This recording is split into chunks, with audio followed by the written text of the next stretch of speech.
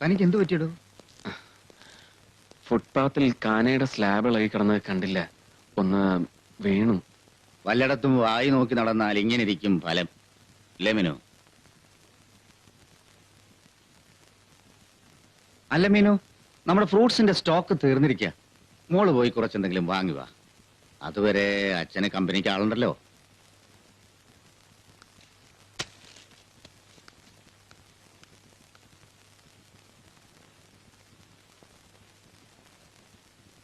Slab തെറ്റിക്കിടന്ന് കാനയിൽ വീണാലുണ്ടാകാവുന്ന പരുവമല്ലെന്ന് കണ്ടാലറിയാം. എന്താണെന്തു പ്രശ്നം? Tell me. പറയാം sir, പറയാനാണ് വന്നത്.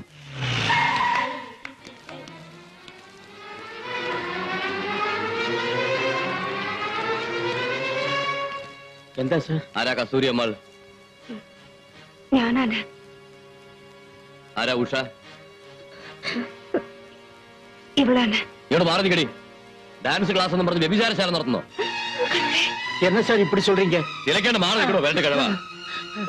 ഇന്നെന്താണ് ഇത്രേ ഉള്ളോ? ബാക്കിയുള്ളതെല്ലാം സർക്കുലേഷനിലായിരിക്കും. നീ നിന്റെ മോളും കുറെ കാലമായി ഈ തൊഴിൽ കൊണ്ട് നടക്കുന്നു. പോലീസിന്റെ കണ്ണിൽ പെടില്ലെന്ന് കരുതിയോ? നടക്കണേ.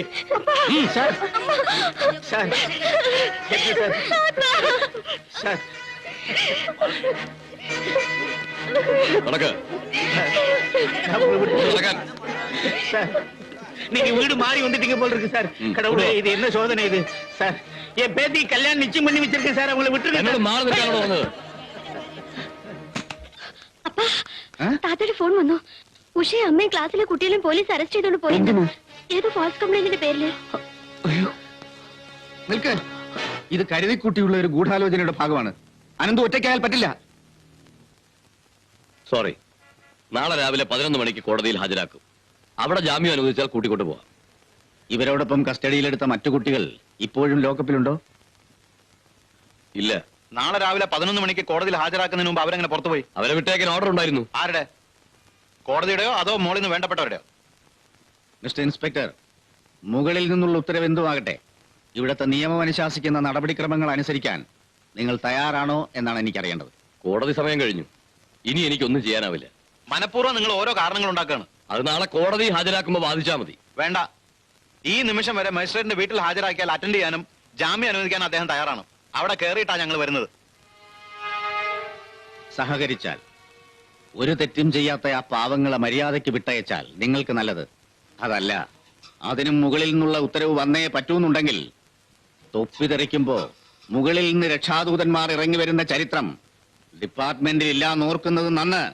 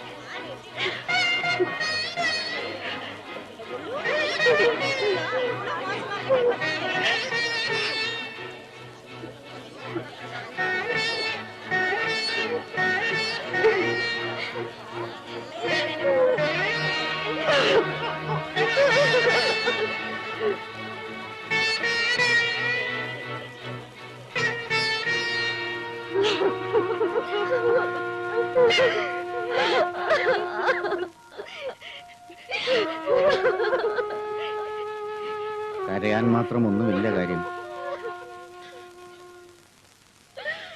നെഞ്ചേ വെടിച്ചിടുമ്പോൾ കാൽപ്പായ കടലാസില് ആര് കംപ്ലൈന്റ് എഴുതി കൊടുത്താലും പോലീസിന് ചോദ്യം ചെയ്യാനുള്ള ബാധ്യതയുണ്ട്. പിന്നെ പുറകിൽ നിന്ന് തള്ളാൻ ആളുണ്ടാവുമ്പോ അവരുടെ രീതി കുറച്ച് ക്രൂരമാവും.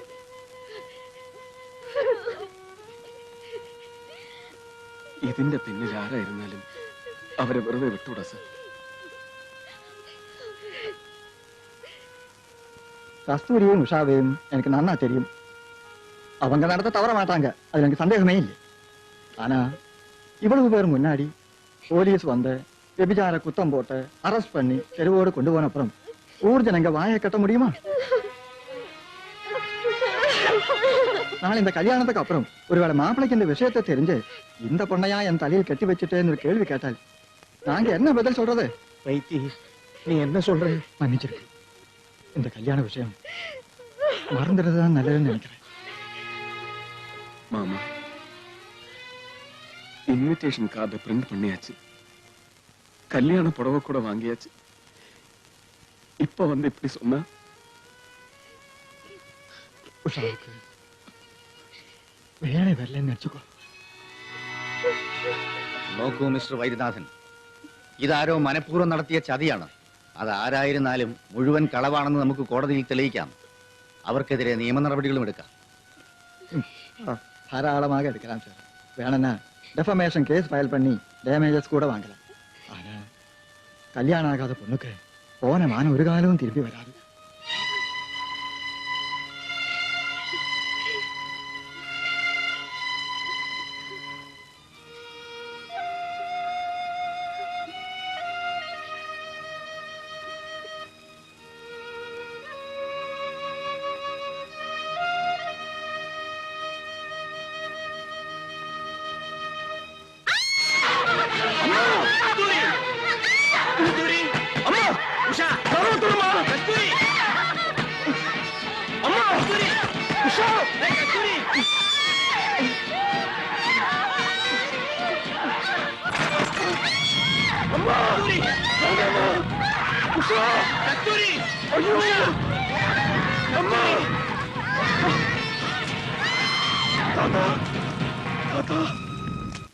പുറപ്പെടുന്ന ദിവസത്തെ മഴയുടെ തഞ്ചം കണ്ടപ്പോ മീറ്റ് ആകെ കുഴയുമെന്ന് കരുതി.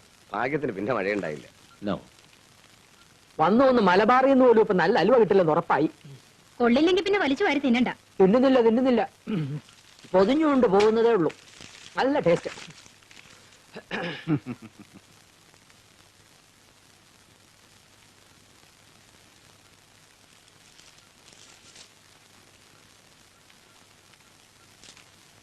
വിവരങ്ങളൊക്കെ അറിഞ്ഞു. ഇത്ര ക്രൂരമായി വിധി തന്നോട് പെരുമാറാൻ എന്താ കാരണമെന്ന് എനിക്കൊരു പിടിയും കിട്ടുന്നില്ല ആനന്ദ്. ഞാനന്ന് കണ്ണൂർക്ക് പോകുന്ന ദിവസം നൈറ്റ് ഷിഫ്റ്റിൽ ഇരുന്നില്ലേ? രാത്രി കുറെ കഴിഞ്ഞപ്പോ ഓട്ടോ ഡ്രൈവർ താനെന്തോ കവർ വണ്ടിയിൽ വെച്ച് മറന്നു, വീടറിയില്ല എന്ന് പറഞ്ഞ് ഇവിടെ കൊണ്ടുതന്നു. ഞാനത് തന്നോട് പറയാൻ മറന്നു. ആ ഡ്രോയിൽ വെച്ചിരുന്നു, കിട്ടിയില്ലേ?